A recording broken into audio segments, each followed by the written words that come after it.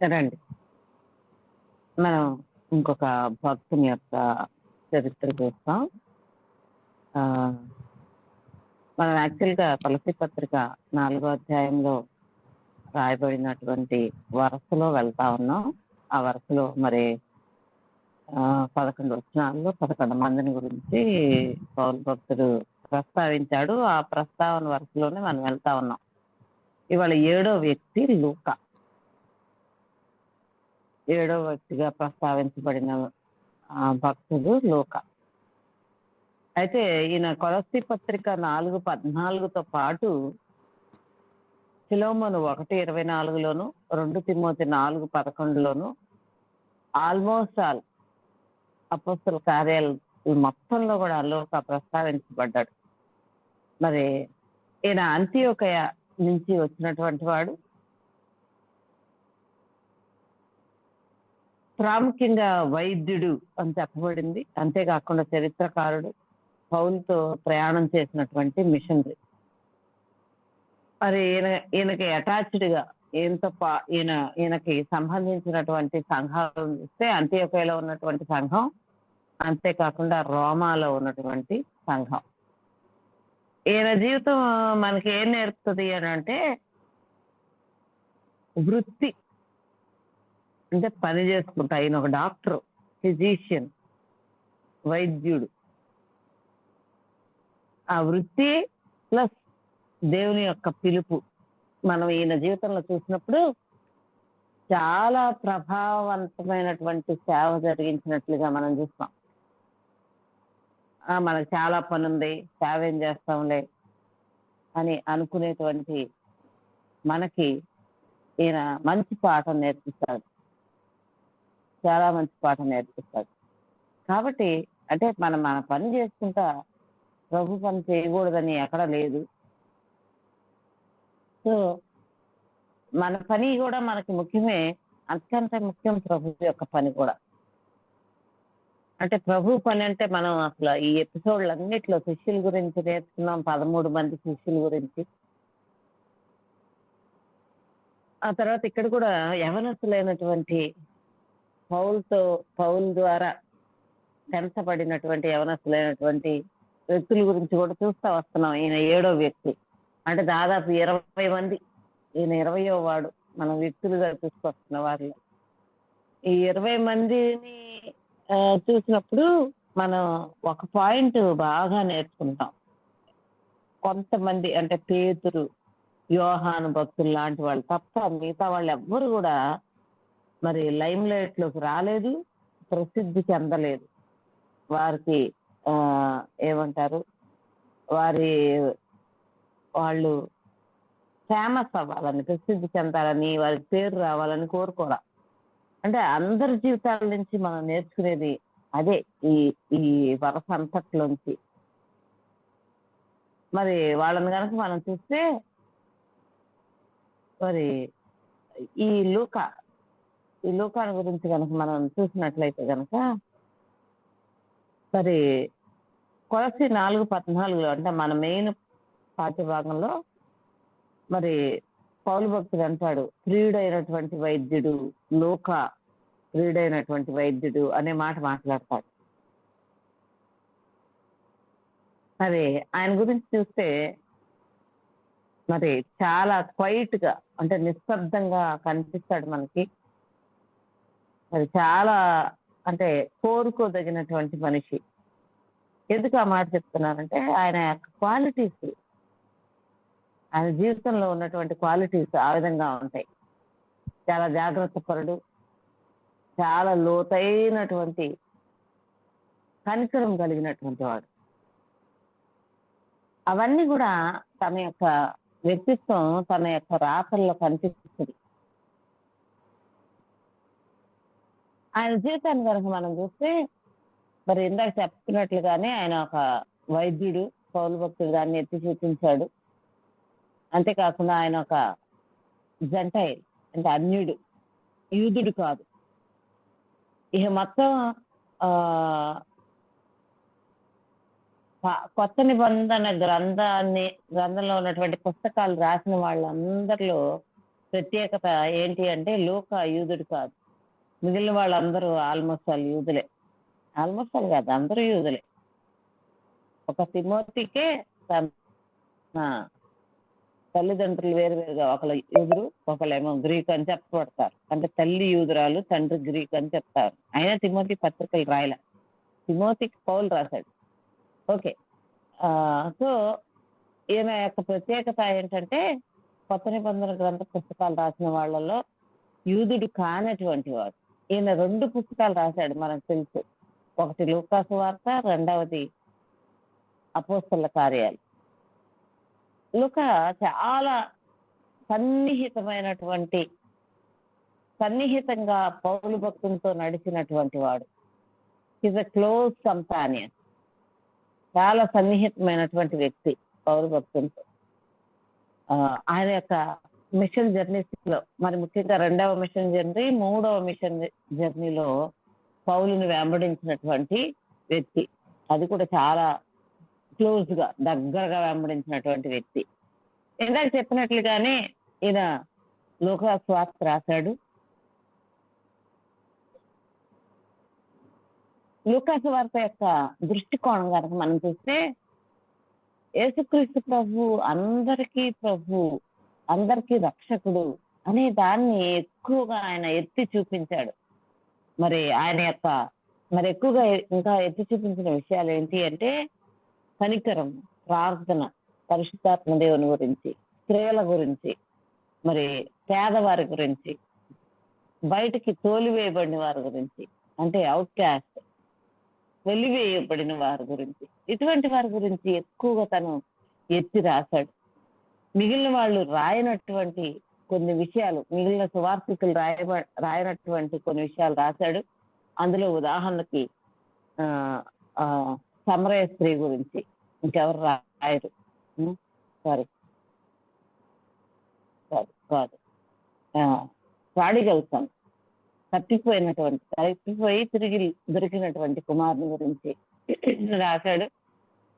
మరి అంతేకాకుండా మంచి సమరయుని గురించి ప్రత్యేకంగా రాశాడు. సో తన యొక్క కంపాషన్, కనికరం అనేది ఇటువంటి ప్రత్యేకమైన రాతల్లో కనిపిస్తుంది. లూకా యొక్క రైటింగ్స్ ని మనం ఎక్కువగా, అది దాంట్లో ఏం మాట్లాడాడు, ఏం చేశాడు అని దాని గురించి మాట్లాడితే చాలా పెద్ద విషయాలు మనకు వస్తాయి. కానీ ఈయన మరి ప్రత్యేకమైనటువంటి విషయాల్ని రాసినట్లుగా మనం చూస్తాం. అంతేకాకుండా 2వ పుస్తకం ఏంటి అంటే మరి అపోస్తలుల యొక్క కార్యాలు. అంటే ఎలా నూతన నిబంధన సంఘం ఎదిగింది, లేకపోతే అసలు చర్చ్ ఎట్లా గ్రో అయింది, ఎదిగింది అనే విషయాలు తను రాశాడు. మరి అంతేకాకుండా పరిశుద్ధాత్మ దేవుని యొక్క పనిని గురించి మరి ఎక్కువగా ఎత్తి చూపిస్తా మరి రాశాడు. అంతేకాకుండా అపోస్తల కార్యాల్లో ఇంకా వేరే ఉన్నటువంటి విషయం ఏంటి అంటే పౌలు యొక్క మిషనరీ యాత్ర. మరి ఈ రెండింటిని మనం కలిపి చూస్తే ఒక సుదీర్ఘంగా సాగేటువంటి, జాగ్రత్తగా చేసినటువంటి, అంటే చరిత్ర మీద జాగ్రత్తగా చేసిన రీసెర్చ్ కనపడుతుంది.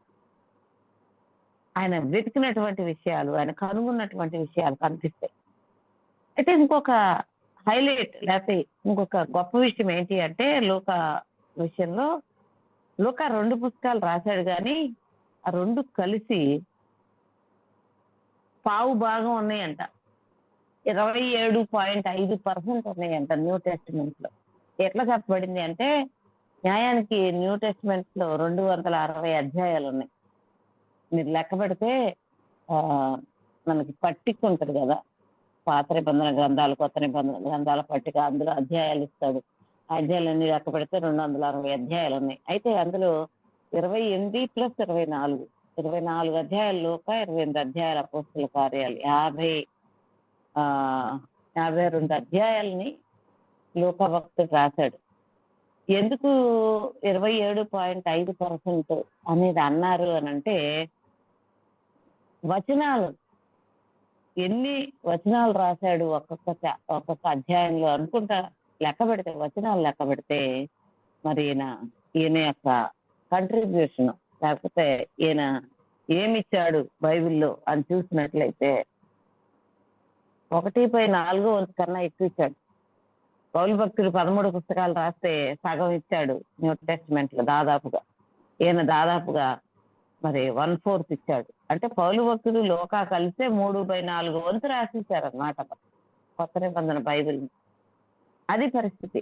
అంటే చాలా వచనాలు కలిగినటువంటి చాప్టర్స్ మనం ఈ 2 గ్రంథాల్లో కనుక్కుంటాం. అందుకని 27.5% ఆఫ్ ద కొత్త నిబంధన లూకా భక్తుడే రాశాడు. మరి లూకా యొక్క విశ్వాసాన్ని, లూకా యొక్క మరి గుణ లక్షణాలను కనుక మనం చూస్తే ఈయన చాలా ఖచ్చితముగా ఆ చరిత్ర గురించి రాసినటువంటి వ్యక్తి.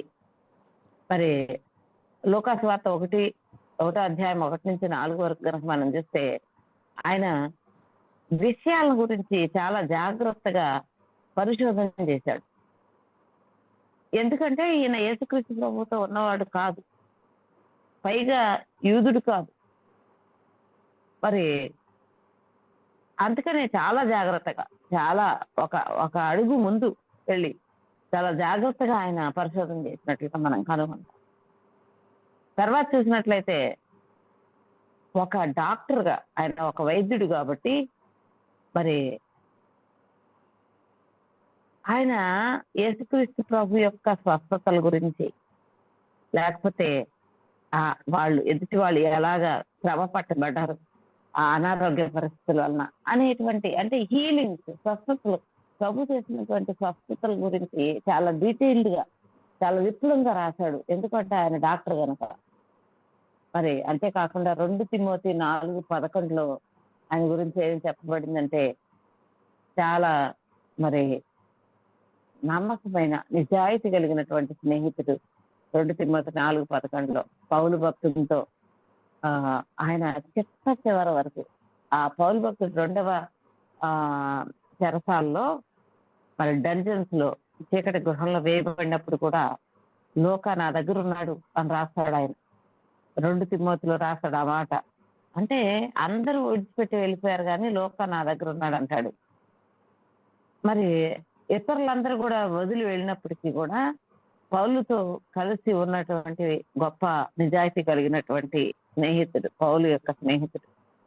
అంతేకాకుండా అన్నిటికంటే అధికంగా ఈయన ఎంతో తగ్గింపు కలిగినటువంటి పరిచారకుడు. ఎక్కడా కూడా తన అంత కంట్రిబ్యూట్ చేస్తాడు కదా కొత్త నిబంధన గ్రంథంలో. తన యొక్క రైటింగ్స్ అంటే తను రాసినటువంటివి చాలా ఎక్కువ. ఇందాక మనం చెప్పుకున్నాం 27.5% అని. అంటే 1/4 కంటే కూడా ఎక్కువ. అయినప్పటికీ కూడా తన పేరుని ఎక్కడ రాసుకోవాలా. నిజం, ఈ రచయితలు అందరికీ ఆ అలవాటు ఉంది ఆల్మోస్ట్ ఆల్. మరి యోహాను భక్తుడు కూడా యేసు ప్రేమించిన శిష్యుడు అని రాస్తాడు తప్ప ఆ యేసు ప్రేమించిన శిష్యుడు తనే ఆయన రాసుకోడు. ఆయన రొమ్మును ఆనుకున్నటువంటి శిష్యుడు అట్లా రాస్తాడు తప్ప తన గురించి రాస్తున్నాడు అనే విషయాన్ని తను డైరెక్ట్ గా చెప్పడు.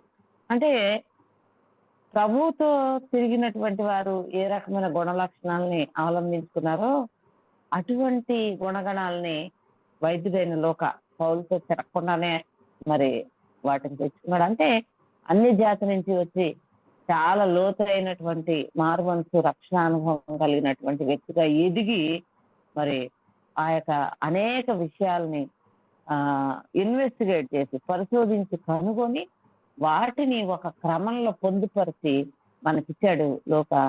ఆయన ఒక హంబుల్ సర్వెంట్, అంటే ఎంతో విధేయత కలిగినటువంటి పరిచారకుడుగా ఉన్నాడు. మరి చూసినట్లయితే కనుక చాలా విషయాలు మరి లూకా రాశాడు. మనం చెప్పుకుంటూ వెళితే మనకి సమయం కూడా సరిపోదు. మరి కాకపోతే ప్రత్యేకంగా లూకా భక్తుడు ఎత్తి చూపించినటువంటి కొన్ని విషయాలు మనం చూసుకుంటూ వెళ్తాం. మరి చూసినట్లయితే యేసుక్రీస్తు ప్రభువు ఏ విధంగా స్త్రీల గురించి శ్రద్ధ తీసుకున్నాడు, మరి స్త్రీలను ఏ విధంగా పురికొల్పాడు, ప్రోత్సహించాడు, వారు పరిచర్యలో ఎలా కొనసాగారు, ప్రభుతో ఎలా కొనసాగారు అనే విషయాల్ని ప్రత్యేకంగా లోక భక్తుడు రాస్తాడు. మరియ గురించి, ఎలిజబెత్ గురించి, మార్తా మరియాల గురించి, మగ్దలేనే మరియ గురించి, ఈ రకంగా ఆయన అనేక మంది స్త్రీల గురించి ప్రభు యొక్క పరిచర్యలో మరి ఎవరైతే ఆ పరిచర్యలోనికి ఉన్నారో వారందరి గురించి, వారి జీవితాల గురించి, వారితో ప్రభువుకు ఉన్నటువంటి ఆ యొక్క శ్రద్ధ గురించి, ఆయన ఎలా స్త్రీలని మరి శక్తివంతులుగా తీర్చిదిద్దాడో, స్త్రీలని ఎంతగా ఎంపవర్ చేశాడో, మరి వాటన్నిటి గురించి లోక భక్తుడు తన యొక్క సువార్తలు రాస్తాడు.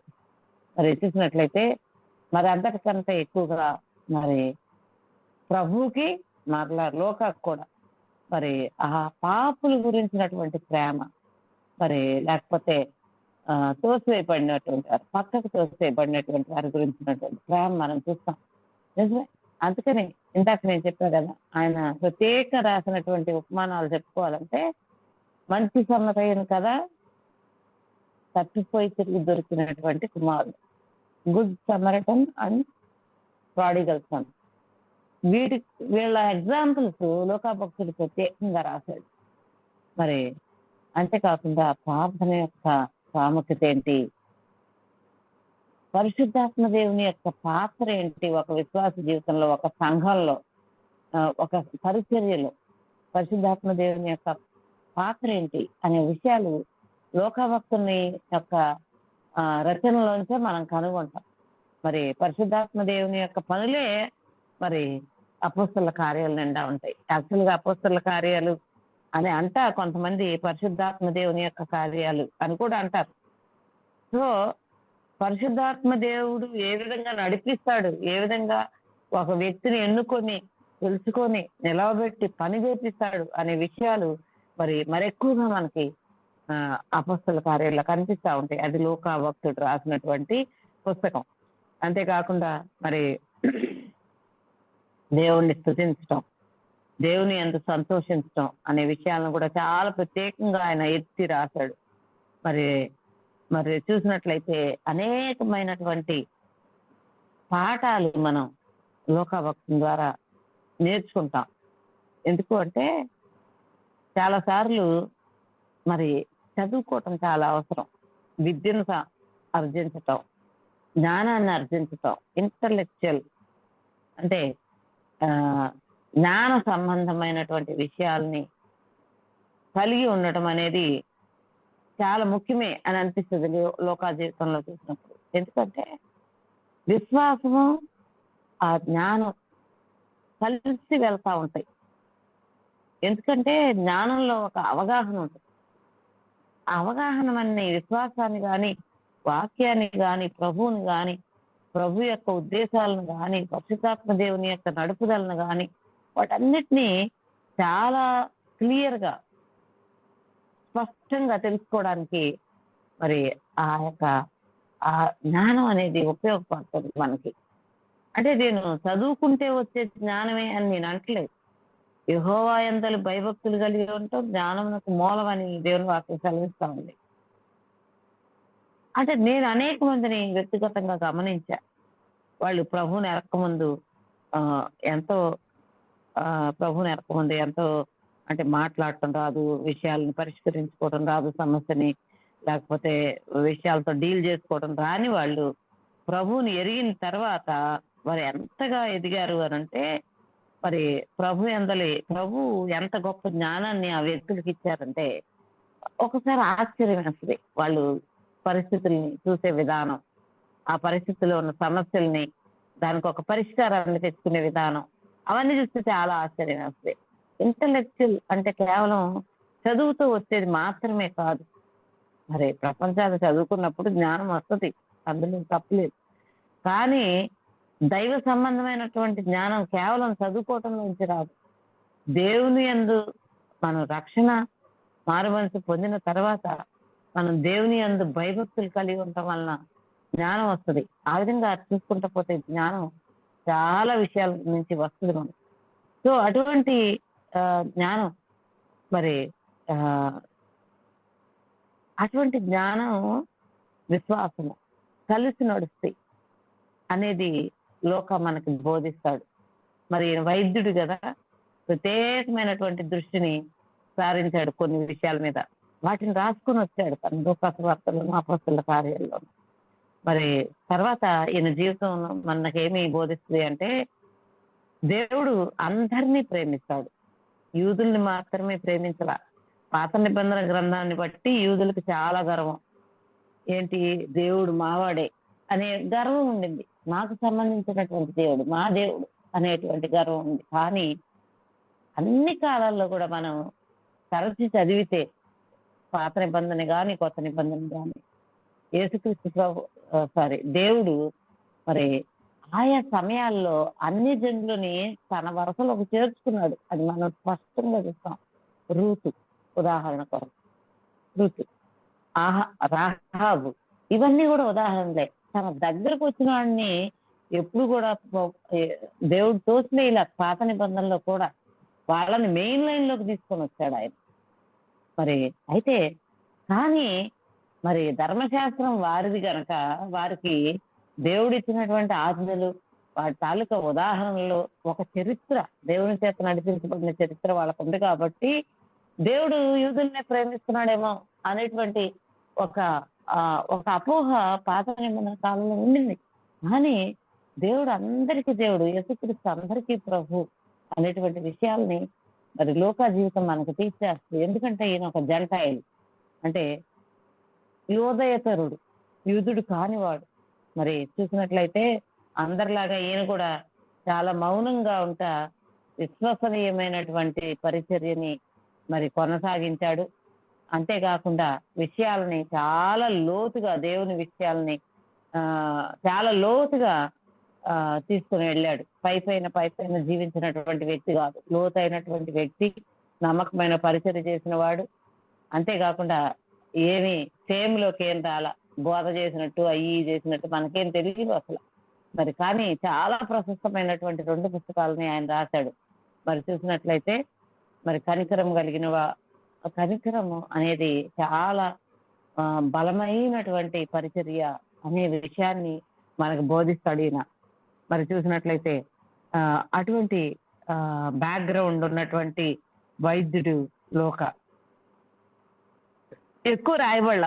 మనం చూసినట్లు కొన్ని రెఫరెన్స్లు, 4 రెఫరెన్స్లు మాత్రమే ఉన్నాయి లోకాన్ని గురించి. కానీ మరి మనకి ఫేమ్ అక్కర్లేదు, కానీ నమ్మకత్వమే చాలు అనేటువంటి గొప్ప పాఠాన్ని మనకి గుర్తు చేస్తాడు. అంతేకాకుండా నువ్వు నీ వృత్తి ద్వారా కూడా దేవుణ్ణి సేవించవచ్చు అనే విషయం చెప్తాడు. అంతేకాక దేవుడు మరి కఠినమైనటువంటి సమయాల్లో ఆయన పక్షంగా నిలబడినటువంటి విషయాలకి విలువిస్తాడు అనే విషయాన్ని కూడా మరి తిమోతి జీవితం మనకు బోధిస్తుంది. నిజమే. అందుకనే మనం కూడా ఒక ప్రార్థన చేయగలగాలి. నాకు కూడా కనిపించకుండా మౌనంగా, నిశ్శబ్దంగా, నమ్మకత్వంతో నీ పరిచర్య చేయడం నాకు నేర్పించు. ఎక్కడైతే నువ్వు నన్ను ఉంచావో అక్కడ అటువంటి పరిచర్యని నా జీవితం నుంచి మరి నేను ఇవ్వగలడానికి సహాయం చేయమని మరి ప్రభుని మనం అడగాలి. ఈ మనిషి మనం చూసినట్లయితే కనుక మరి నిజమే,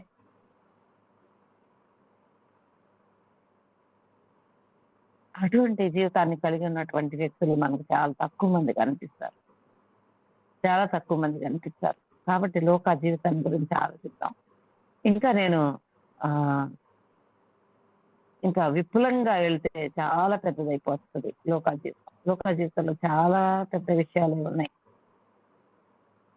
మరి యేసుక్రీస్తు పుట్టుకను గురించి కానీ, యేసుక్రీస్తు మొట్టమొదటిసారి ఇచ్చినటువంటి ఉపదేశాన్ని గురించి కానీ, మరి ఇందాక నేను చెప్పినట్లుగా కొన్ని ప్రత్యేకమైనటువంటి పారబుల్స్, ఉపమానాల గురించి కానీ, మరి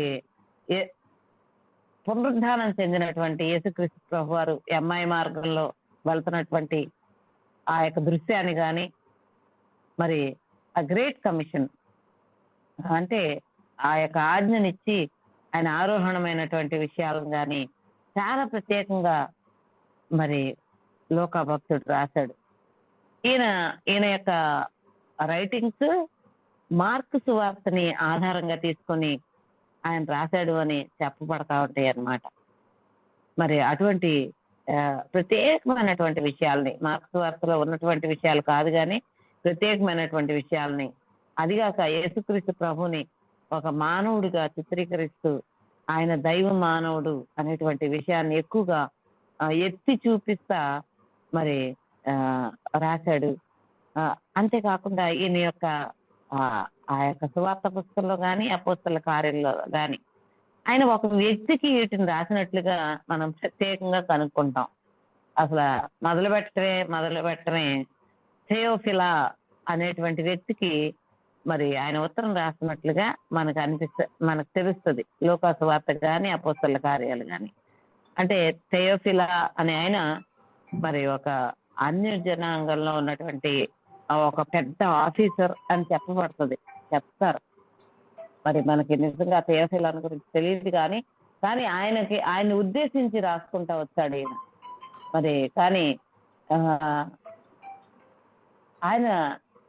ఆయన మాటకి అర్థం ఏంటి అంటే, థెయోఫిలా అనే మాటకి అర్థం ఏంటంటే లవర్ ఆఫ్ గాడ్, దేవుణ్ణి ప్రేమించేవాడు అనేటువంటి అర్థం ఉందంట. సో ఆ లోకా సువార్త ఒకవేళ ఆ దినాల్లో ఉన్నటువంటి ఒక వ్యక్తికి అపోస్తల కార్యాలు ఒక వ్యక్తికి రాయబడి ఉంటే ఉండొచ్చు, కానీ ఈ దినంలో దేవుణ్ణి ప్రేమించేటువంటి మనకు కూడా, దేవుణ్ణి ప్రేమించే వారందరికీ కూడా ఆయన రాస్తా ఉన్నాడు ఆ సువార్తని, మనందరికీ కూడా రాస్తా ఉన్నాడు. చాలా ప్రత్యేకమైనటువంటి పుస్తకాలని, ప్రత్యేకమైనటువంటి విషయాల్ని మరి ఆయన దాన్ని వాటిల్లో పొందుపరిచి రాసినట్లుగా మనం చూస్తాం. ఈ లోక భక్తుడు చాలా గిఫ్టెడ్ రైటర్, అంటే రాయగలిగినటువంటి వరం ఉంది. అందుకే మరి పరలోకం నుంచి ఇన్స్పైర్ చేయబడి మరి అంత ప్రభావితం చెంది ఒక మంచి మాస్టర్ పీస్ సువార్తలు అన్నిట్లో కన్నా మన ముందు మరి యోహాను సువార్త చదవమని చెప్తాం, కానీ అది మంచిదే. దేవుని ప్రేమ గురించి అక్కడ ఎక్కువ ఉంటుంది యోహాను సువార్త. కానీ చాలా అందంగా పొందుపరచబడిన ఆ యొక్క ఈవెంట్స్, విషయాలు, అంటే ఆ సంఘటనలు చాలా చక్కగా ఒక ఆర్డర్లో మరి ఆయన పొందుపరుచుకుంటా వచ్చాడన్న.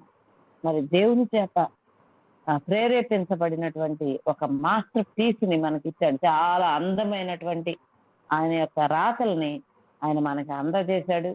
మరి లోకా సువార్తని ఏమని పిలుస్తారంటే the most beautiful book in the world అంటారంట లోకా సువార్త. అంటే చాలా అందమైనటువంటి పుస్తకం లోకంలో కల్లా అని అంటారంట. నిజంగానే లోకా సువార్తలో చాలా ప్రత్యేకతలు ఉన్నాయి. మీరు ఒకవేళ లోకా సువార్తను ధ్యానం చేసుకుంటా ఉన్నట్లయితే కనుక వాటిని మరి మీరు గమనించండి. సో ఆయన పుస్తక దగ్గర నుంచి కూడా ఆయన ఆరోహణం అయ్యే వరకు అన్ని విషయాలని లోకా భక్తుడు గ్రంథస్థం చేశాడు. చాలా ప్రత్యేకమైనటువంటి రచయిత అందరిలో కల్లా కూడా మరి ఎన్నో విషయాలని మనకు కూడా బోధిస్తా ఉన్నాడు. దేవుని యొక్క కృపను గురించినటువంటి విషయాలు ఇవన్నీ కూడా మనకి లోకా ద్వారా బోధించబడతా ఉన్నాయి. ఆ కంపాషన్, ఆ కనికరం, అన్నీ మరి ఇందాక మనం చూసింది అన్నీ కూడా మరే సువార్తల్లోనూ మనకు దొరకవు. దేవుడు ఈ వాక్య భాగాలను మన అందరి వెనుకలు ఆశీర్వదించుకుంటారు. రండి, లోకాన్ని బట్టి మరి ప్రభు లోకాన్ని ఎన్నుకొని, అన్యుడైనటువంటి లోకాన్ని ఎన్నుకొని మనకి ఎంతో పాఠం నేర్పిస్తున్నాడు. ఒక వృత్తిలో ఉన్నటువంటి లోకాన్ని ఎన్నుకొని మనందరికీ ఎంతో ప్రోత్సాహాన్ని ఇస్తున్నాడు. రండి ప్రభుని ఆరాధిద్దాం. ఎవరైనా ఒకరు